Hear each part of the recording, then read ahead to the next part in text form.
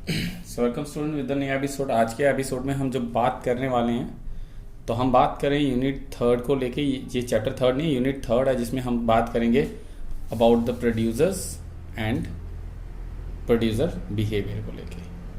तो जब हम बात कर रहे हैं प्रोड्यूसर्स और प्रोड्यूसर बिहेवियर को लेके तो बड़ा इजी सी चीज़ आएगी यहाँ पे निकल के। तो आप लोग देख सकते हैं यहाँ पे कि हम लोग यूनिट थर्ड में जब हम बात कर रहे हैं तो हम बात करने वाले हैं किस चीज़ को लेके, प्रोडक्शंस और प्रोडक्शन फंक्शंस को लेके। तो हम बात करेंगे, सिंपल से स्टार्ट करें अपनी वीडियोस को। तो यूनिट थर्ड हमारा स्टार्ट है। यहाँ पे यूनिट थर्ड हमने मेंशंस किया। यूनिट थर्ड में जो हम बात करेंगे इसका नाम है हमारा प्रोडक्शन फंक्शन। Production function.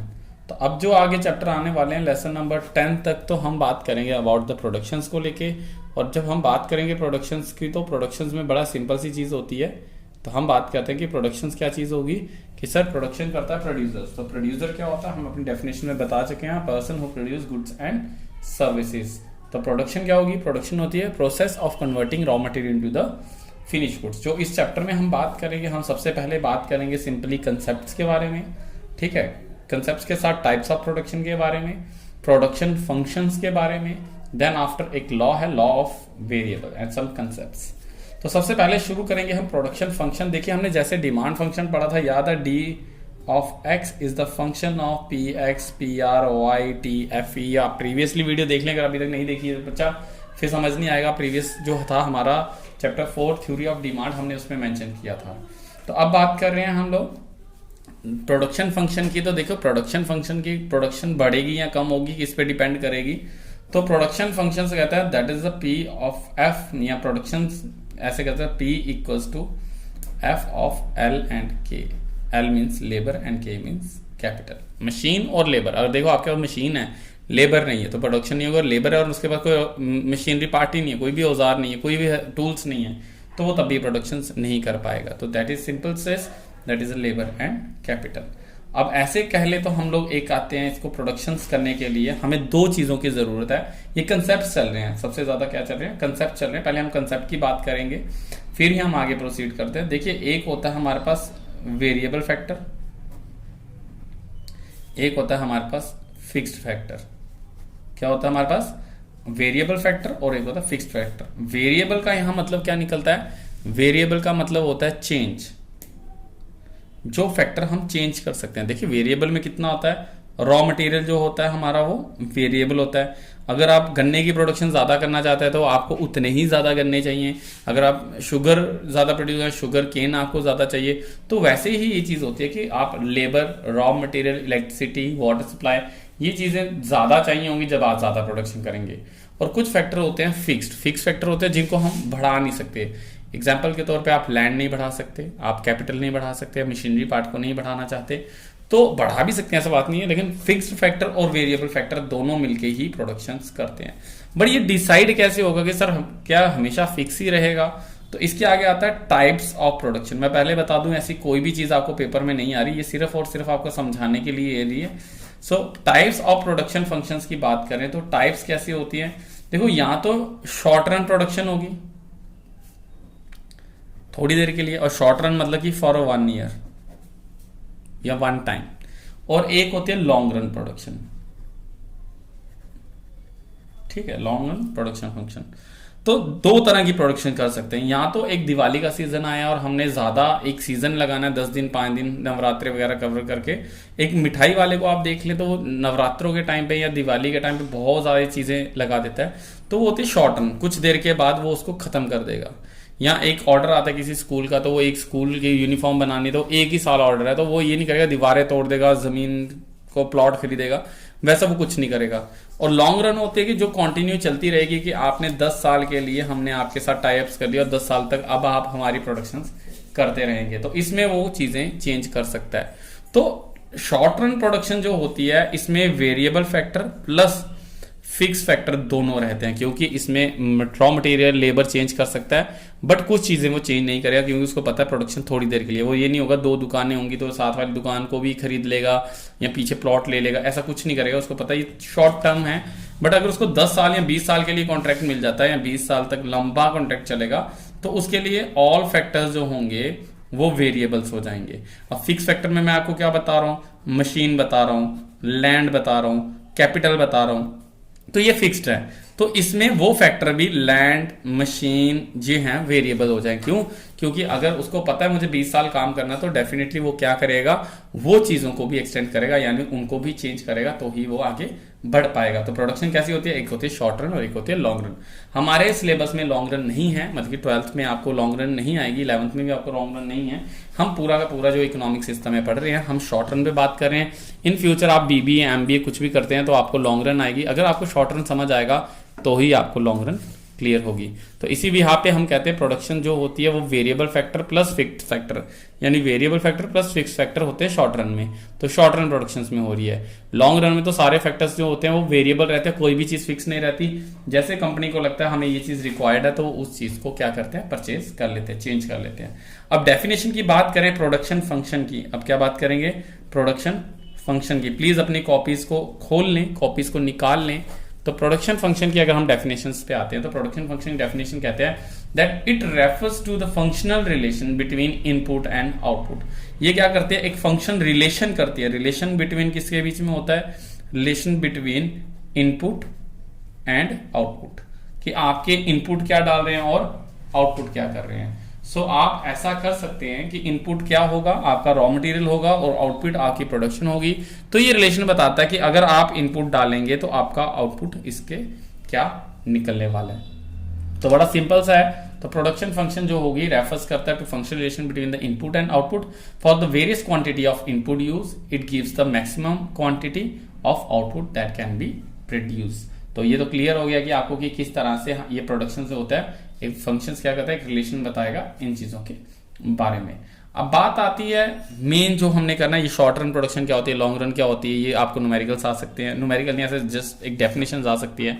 जो इसका सबसे इंपॉर्टेंट अब जो आएगा पेपर में, जो आएगा, सर पेपर में क्या आएगा, फिर कुछ ना कुछ तो आएगा पेपर में, क्या आएगा उसके बारे में बात कर ले अब हम। तो हम कहते हैं इसमें सबसे पहले आता है that is about the concept of production की बात करें तो प्रोडक्शन क्या होती है, प्रोडक्शन क्या होगा, प्रोडक्शन होती है that is converting of raw material, it is a process of converting raw material into the finish goods. तो इसमें सबसे पहले जो आएगा वो आएगा हमारा लॉ ऑफ, यहां पे हटा दीजिए, इसमें कहेंगे लॉ ऑफ वेरिएबल प्रोपोर्शन। अब बात कर रहे हैं लॉ ऑफ वेरिएबल प्रोपोर्शन की, तो क्लियर है लॉ ऑफ वेरिएबल प्रोपोर्शन मतलब कि वेरिएबल फैक्टर को अगर फिक्स फैक्टर पे लगाया जाए। अब मैंने क्या बताया कि प्रोडक्शन जो होगी वो दो फैक्टर के साथ होती है, एक वेरिएबल और एक फिक्स फैक्टर। तो अगर सपोज करो एक फिक्स फैक्टर है, अब मान के चलते हैं एक लैंड है या मशीन है, अगर मशीन पे हम लेबर डालते जाएं, रॉ मटेरियल डालते जाएं तो उसकी जो आउटपुट होगी, ये तो इनपुट है ना, इनपुट से आउटपुट कैसे होगी, relation between input and output. तो हम जानना चाहते हैं कि अगर हम एक फिक्स फैक्टर पे अपने वेरिएबल फैक्टर इंपोज करते रहें, क्योंकि हम बात करें शॉर्ट रन की और शॉर्ट रन में वेरिएबल फिक्स फैक्टर होते हैं, लॉन्ग रन में वेरिएबल सारे होते हैं। तो लॉन्ग रन हम बात नहीं करते, शॉर्ट रन की बात करते हैं। शॉर्ट रन प्रोडक्शन हो रही है, तो प्रोडक्शन अगर शॉर्ट रन के लिए हो रही है तो इसका मतलब ये है कि हमारे पास कुछ फैक्टर जो हैं वो वेरिएबल हैं और कुछ फैक्टर जो हैं हमारे पास फिक्स्ड हैं। तो क्या आउटपुट निकलेगा जब हम बार बार जो है उस पे फिक्स फैक्टर पे वेरिएबल फैक्टर इंपोज करेंगे।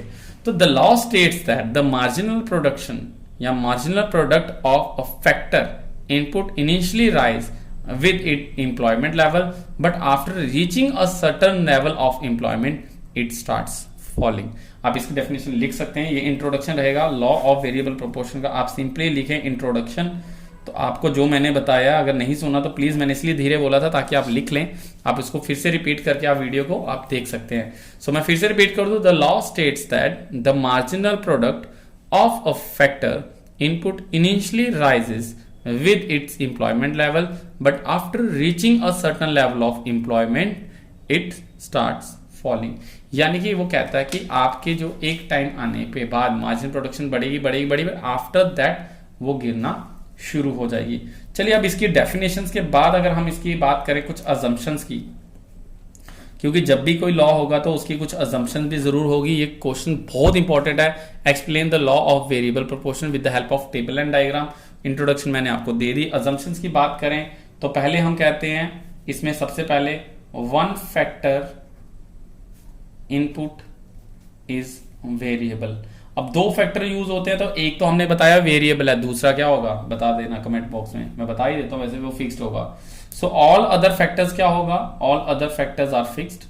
एक ही फैक्टर इसका वेरिएबल है और बाकी सारे फैक्टर क्या है इसके फिक्स्ड है। थर्ड है it is a short period production. अब शॉर्ट पीरियड है तो मैंने बता दिया आपको कि शॉर्ट पीरियड जो प्रोडक्शन होगी उसमें वेरिएबल और फिक्स्ड फैक्टर रहेगा। तो हमने ये भी कहा कि ये शॉर्ट रन है तो इसमें रहेगा फैक्टर प्रोपोर्शन इज वेरिएबल। अब फैक्टर प्रोपोर्शंस की बात करें तो वेरिएबल रहेगा, यानी चेंज होते रहेंगे। और इसके साथ ही अगर बात करें ऑल फैक्टर्स जो हैं वो एफिशिएंट हैं, इक्वली एफिशिएंट कर लें, इक्वली एफिशिएंट है, यानी लेबर 1, लेबर 2, लेबर 3, लेबर 4 सारे इक्वली एफिशिएंट है। ये नहीं कह सकते सर पहले वाला अच्छा था और दूसरा निकम्मा होगा तो इस वजह से सो हम कहते हैं सारे इक्वली हैं। और technique of production does not change, मैंने भी लिखी है, आप भी प्लीज लिख लें। ये है हमारे assumptions, यानी कि वो क्या करेगा, एक फैक्टर हमारा वेरिएबल है, बाकी सारे फैक्टर हमारे फिक्स्ड है, और वेरिएबल जो है हम मान के चल रहे हैं लेबर है।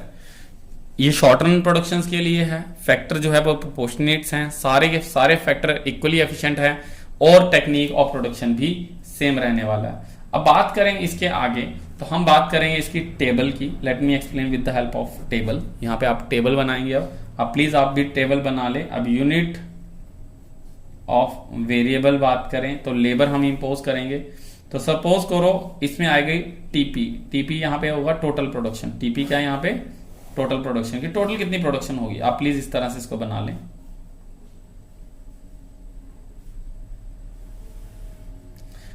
अगर कोई भी लेबर वेरिएबल यहां पे लिखे वेरिएबल, तो यूनिट ऑफ मतलब कि लेबर लगा रहे हैं, क्योंकि मैंने कहा लेबर हम वेरिएबल ले रहे हैं, बाकी सारे फैक्टर फिक्स हैं। तो अगर मान के चलते हैं हम ये चीज कि अगर सपोज कीजिए कि हमारे कोई भी लेबर कोई काम नहीं करेगा, तो डेफिनेटली टोटल प्रोडक्शन जो रहेगी वो 0 रहेगी।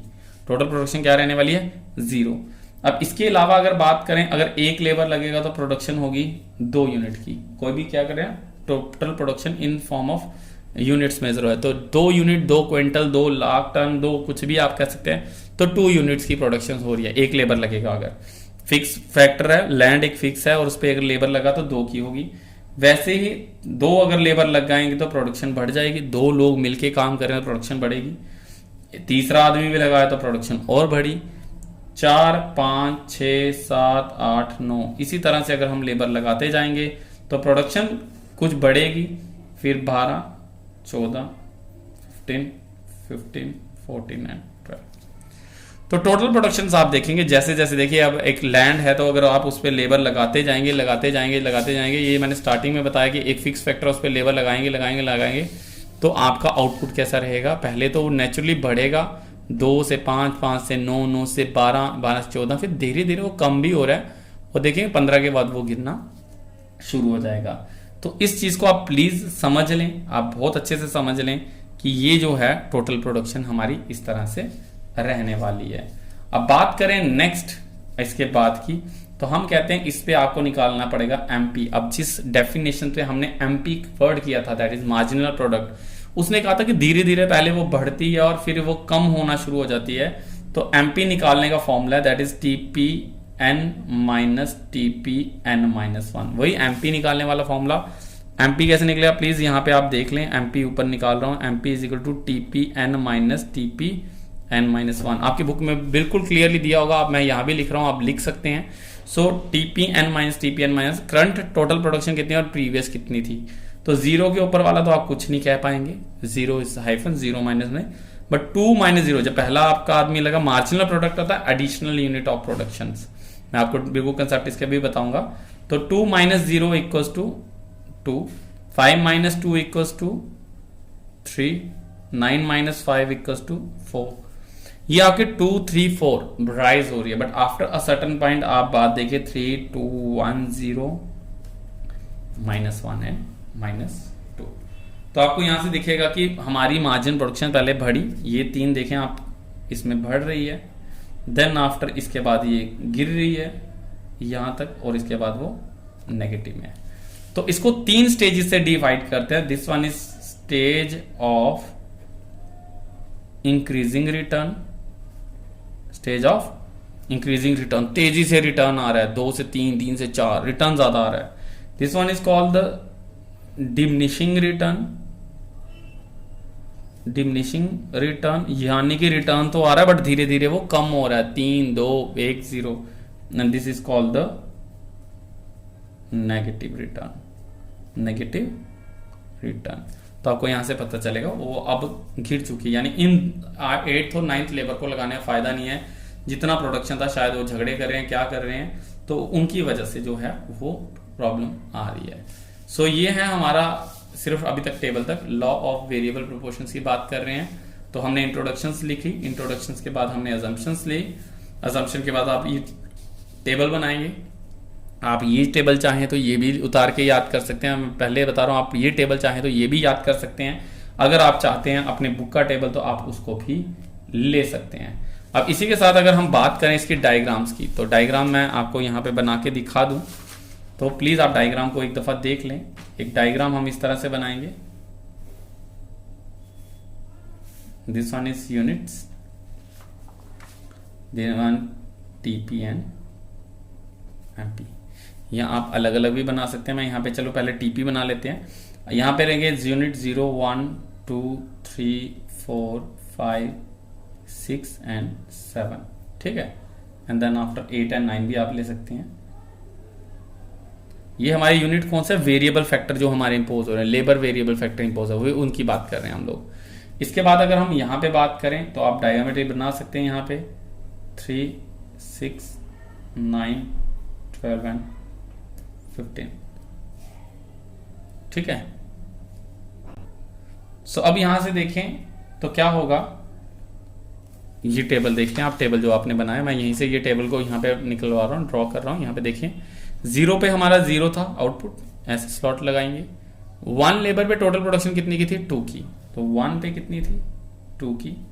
2 पे कितनी थी हमारी, 5. देन आफ्टर 5, देन आफ्टर 3 पे 9, आफ्टर 9 ये हो गई 4 पे 12, देन 5 पे हमारी हो गई 14, देन 14. यहाँ पे आप स्लॉट पॉइंट देख रहे हैं. 14 के बाद अगर हम बात करें देन आफ्टर 6 पे हमारी 15, देन आफ्टर 7 पे भी 15 एंड फाइनली 8 पे हमारी 14 अगेन एंड लास्टली इट्स 12. तो ये ऐसे बनेगी आपकी डायग्राम. आप प्लीज इसको प्रैक्टिस जरूर करें. और अगर कर्व को, इनको पॉइंट को ज्वाइन करेंगे तो आपको एक कर्व मिलेगी इस तरह से. और आप अपने बुक्स पे भी ये देख रहे हैं और ये भी वैसी बनी. This is called TP, it's called total production. आपको ये डायग्राम वैसे बनानी है. और आप इनके जो 3 स्टेजेस थी, ये जो हमने 3 स्टेजेस यहाँ पे लिखे, इंक्रीजिंग, डिमिनिशिंग और कांस्टेंट, तो आप इसको प्लीज इस तरह से भी बना सकते हैं. 1 to 3 तक आपका ये, एंड देन आफ्टर 7 तक ऐसा. This is called first stage, this is called second stage and this one is third stage. अब 1 to 3 स्टेज क्या है, stage of increasing return, stage of diminishing return and negative return. ठीक है, 3 stages हो गई. और यहां पे आप देखें ये 4 कहां तक है, आप इसको ऐसे मैं ड्रॉ कर रहा हूं लाइन को. ये देखिए ये है हमारी फर्स्ट स्टेज 3 तक, और यहां पे भी आप देखें ये 3 तक है. ठीक है, ये फर्स्ट स्टेज 3 तक. देन आफ्टर ये 7 तक हमारी कौन सी है, सेकेंड स्टेज. सेकेंड स्टेज कहां तक है, 7 तक. तो आप यहां पे भी देखें हमारी 7 तक है, 7 है. ठीक है, ये सेकेंड स्टेज. एंड फाइनली इसके बाद जो होगी वो हमारी थर्ड स्टेज. ऐसे थर्ड स्टेज आएगी और ये हमारी इसके आगे थर्ड स्टेज. ये कोई भी चीज अपने से नहीं बनाई जा रही. आप प्लीज इसको डायग्राम को देखें, अपने कॉपीज पे जरूर वर्क करें, तो ही आपको समझ आएगी. अगर आपको लगता है इस तरह समझ होगी तो वो बिल्कुल भी नहीं आने वाली. इसके बाद हम इसी के नीचे एक और डायग्राम बनाएंगे. आप इस डायग्राम को प्लीज इस तरह से देख लें, इस तरह से. जैसे देख लिए बच्चा, एक दफा याद रखिएगा, जैसे ये 1 2 3 4 जितना गैप यहाँ पे लिया, आपको इतना ही गैप यहाँ पे लेना है. सेम इसके नीचे लेना है. 1 2 3 4 5 6 7 8 एंड 9. ठीक है, और इन लाइंस को आप डॉटेडली नीचे उतार लें इस तरह से, जैसे मैंने किया. प्लीज स्केल को यूज करें. देखिए ये मेरे हमारा काम है, हम जानते हैं कैसे होगा. प्लीज आपको बहुत प्रैक्टिस करनी पड़ेगी इसको. ये थोड़ा सा टफ है, बहुत इंपॉर्टेंट क्वेश्चन है, law of variable proportion with the help of table and diagram. तो ये डायग्राम इस तरह से ही बनेगी। इसके लिए आप यहाँ पे प्लीज रख लें इसको 1 2 3 एंड 4, इसी तरह से -1 एंड -2। डायग्राम अगर गलत होगी तो रीजन क्या रहेगा, इनका स्केल इक्वल रहना चाहिए, ऐसा ही आपको रखना है। सो अब टेबल क्या कहता है, यहाँ पे मार्जिनल प्रोडक्शन बनाएंगे तो 0 पे कितनी थी, कुछ भी नहीं है, हम दिखाएंगे ही नहीं। 1 पे कितनी है, ये 2 है, तो 1 पे कितनी है, ये 2 है। 2 पे ये 3 है, देन आफ्टर 3 पे ये 4 है, देन 4 पे ये 3 अगेन, 5 पे ये 2, देन आफ्टर 1, देन 0, -1 एंड -2। और अगर मैं इसको ड्रॉ करूं तो आपको ये कर्व इस तरह से दिखेगी, समथिंग लाइक दिस, ये ऐसे देखेंगे तो आपकी एमपी पहले बढ़ रही है एंड देन आफ्टर वो गिर गई, और 7 के बाद वो नेगेटिव हो गई। तो आप टेबल भी देख सकते हैं, पहले 4 तक गई मैक्सिमम, दिस वन इज 4, 3 पे 4 पे है, देन आफ्टर 7 पे वो 0 है, ये यहाँ पे 0 है, and then after -1 and -2, -1 and -2, this one is your marginal production. तो आप इस तरह से इसको कंक्लूड अप करेंगे और आप ये दिखाएंगे कि ये हमारी डायग्राम है, दिस इज अ डायग्राम। इस तरह से आप इस चैप्टर को, जो हमारा सबसे इंपॉर्टेंट क्वेश्चन है, उसको कंक्लूजन्स भी दे सकते हैं। रिमाइंड दैट ये लॉन्ग क्वेश्चन आता है और आता ही आता है, इसको भूलें नहीं प्लीज। अब इसके बाद अगर आप बात करें, आप इसको चाहे तो कंटिन्यू बाद में भी कर सकते हैं इसके आगे के पोर्शन को कल के लिए, तो आज शाम तक इसको प्रैक्टिस कर लें, डायग्राम बना लें। कहीं पे अगर कोई प्रॉब्लम आती है तो प्लीज डिस्कस करें। तो अगर इसके आगे अब बात करें तो इसमें जो लास्ट टॉपिक है that is about the relation between, अब 2 रिलेशंस करेंगे, रिलेशन बिटवीन, यहां पे मैं दोनों में कॉलम बना रहा हूं, एक आएगा टीपी एंड एमपी का, and second one is MP and AP. ये भी वेरी इंपॉर्टेंट क्वेश्चन है, 3 मार्क्स में रहता है। Explain the relation between TP and MP with the help of diagram, और MP and AP with the help of diagram. So अगर TP और MP का रिलेशन आता है तो यही डायग्राम आपकी रहेगी, यही डायग्राम आपकी बनेगी। टेबल चाहे तो बना लें अगर लॉन्ग में आता है। सो मैं यहाँ पे दोनों में भी ड्रॉ कर देता हूँ एक लाइन, और हम इसके टीपी और एमपी के रिलेशंस की अगर बात करें, सो सबसे पहले आता है first one. So when TP और एमपी में अगर हम स्टार्ट कर लें, let just a minute, when MP rises, जब एमपी क्या होगी, बढ़ेगी, ये देखिए यहां पे बढ़ रही है, ये एमपी बढ़ेगी, तो टीपी क्या होगी, TP increases eight increasing rate. जब एमपी बढ़ेगी तो टीपी इंक्रीज करेगी एट इंक्रीजिंग रेट। यहां पे आप मैं बना दूं तो ये वाली डायग्राम, ये देखिए ये कर्व ऐसे, ये ऑपोजिट से उल्टा सी आपको देखने को मिलेगा, तो ये उल्टे से में इसको कहते हैं इंक्रीजिंग एट इंक्रीजिंग रेट। जब एमपी इंक्रीज करेगी तो TP increasing at increasing rate होगी। Second relation, when MP is maximum, MP क्या होगी, मैक्सिमम होगी। जब एमपी क्या होगी, मैक्सिमम होगी, ठीक है, जहां पे देख लिया अब एमपी मैक्सिमम है, तो यहां पे टीपी क्या करेगी, शेप को अपनी चेंज करेगी, इसको हम एक्सपोनेंट्स कहते हैं। तो टीपी क्या करेगी, अपनी शेप चेंज करेगी फ्रॉम कन्वेक्स टू कनकेव में। तो हम कहते हैं third, when MP starts falling, जब वो गिरना शुरू होगी, यहां से वो गिरना शुरू होगी, तो TP starts, TP increases eight decreasing rate. तो एमपी जब गिरना शुरू हुई, यहां पे देखें गिरना शुरू हुई, तो टीपी क्या होगी, बढ़ तो रही है बट धीरे धीरे गिर भी रही है। टेबल में भी देखें 9 to 14, 14 to 15 बढ़ तो रही है बट धीरे धीरे वो कम हो रही है। Fourth, when MP equals to 0, when MP equals to 0, 7 पे 0 है, तो TP is मैक्सिमम। TP क्या होगी, मैक्सिमम होगी। अब यहाँ पे टेबल पे देखें 15 पे ये 0 है, अब पहले सर यहाँ 15 है, तो इसके बाद लेबर पे 15 मैक्सिमम, ये पॉइंट है 7 पे, तो हम डायग्रामेटिकली बता कि व्हेन MP क्या होगी, MP is 0 then TP is maximum, and the last one is when MP is negative then TP क्या होगी, TP स्टार्ट्स फॉलिंग। TP क्या करना शुरू होगी, जैसे ही वो 7 के बाद नेगेटिव होगी तो यहां से TP 7 के बाद गिरना शुरू, ऊपर नहीं जाएगी, अब ये गिरना शुरू हो जाएगी। तो ये इसका एक रिलेशन है, ये 3 मार्क्स में आता है, explain the relation between TP and MP। तो आपने यही 4 पॉइंट लिखने हैं और ये डायग्राम को आपने एक्सप्लेन कर देना है। तो इसी डायग्राम के साथ आप ये चीज कर सकते हैं। अब इसके बाद आता है हमारे पास MP और AP का रिलेशंस। आपके आई थिंक सिलेबस में नहीं है, लेकिन हम फिर भी करेंगे इसको। MP and AP relation extra points है, इंपॉर्टेंट रिलेशंस में लिखा हुआ है, लेकिन हम इसको करेंगे MP एंड AP का रिलेशंस। तो AP को आप ड्रॉ कर लें, सिंपली आप ड्रॉ कैसे करेंगे, एक इस पॉइंट से। अब इसके लिए आप इसके चाहें तो आप इसके आगे AP, इस टेबल के आगे आप AP भी निकाल सकते हैं। अब मैं यहाँ पे आपको बता दूं AP कैसे निकलेगा। So let me explain this one. तो हमें क्या दिया हुआ था, यूनिट्स दिए हुए थे लेबर के 0 1, एक अगले पेज पे निकालते हैं, रुकिए यहाँ पे करते हैं, यहाँ पे कर रहे हैं, ठीक है। सो MP एंड AP का रिलेशन कैसे निकलेगा, यूनिट्स दिया होगा 0 1 2 3 4 5 6 7 8 9, TP दिया होगा हमें, TP दिया था।